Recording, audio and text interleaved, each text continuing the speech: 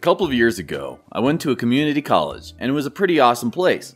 It was in the middle of downtown and within walking distance of plenty of awesome shops and restaurants. Every few months or so, they would have a blood drive at the school, and would block off the whole common room area and set up dividers so that the nurses can get all the chairs and snack tables and registry area and snack tables and information pamphlets and snack tables and snack tables. Okay, I initially went in to have my blood donated because it was a noble thing to do, and I had blood type O negative, so I am considered a universal donor. My blood can be given to anyone, and thus the most coveted and desired of blood types to have. But I won't lie, I also had ulterior motives too. So I go ahead and get in the chair, squeeze the little ball, banter a little with the staff, get my life force sucked out of my body, and then ate about 10 bags of Cheez-Its and pretzels, and drank 5 of those little apple juice bottles that they give to people. I was happy, despite feeling drained, and sitting around when I noticed that it was getting close to 4 p.m. At this moment, I was panicking. I needed to leave and get back home to teach a different class. But I was told explicitly, "Do not operate motor vehicles or heavy machinery for up to 1 to 2 hours after having your blood donated."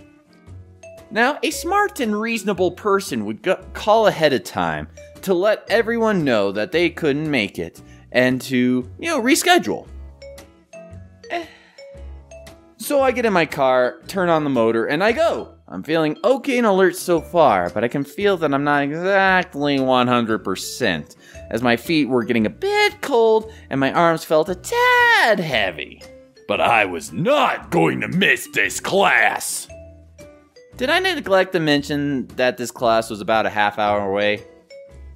Or that I had to travel through a rock canyon with a rock wall on one side and a steep fall on the other?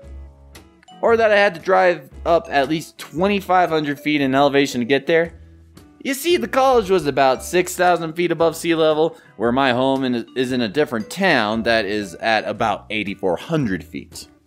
In case you didn't know, at higher elevations there's less oxygen in the air for one to breathe, so people that come from sea level would often get altitude sickness, where one would experience lightheadedness and faint, because they aren't getting the oxygen they are used to having. Because people in the mountains, like myself, live in these areas, we are acclimated so that it feels normal. Our blood is able to absorb the proper amount of oxygen for us to be alive and alert. However, that goes all out the window when I had my blood drained out of my body. I have entered this canyon road, my music on, like I usually do, when I start feeling a bit lightheaded. I could feel everything going a bit out of focus, and like I was on the verge of passing out.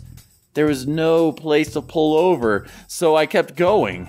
Oh man, please stay awake, please. At least get me to a place where I can pull over. I was an odd mix of woozy and panicked. Then, as though it was a gift from the heavens above, I heard a riff, can't speak today, that I never heard before. It was familiar, but still new to me, but it was mesmerizing. Then the vocals kicked in. "It's criminal! There ought to be a law!" I could tell that it was ACDC at this point.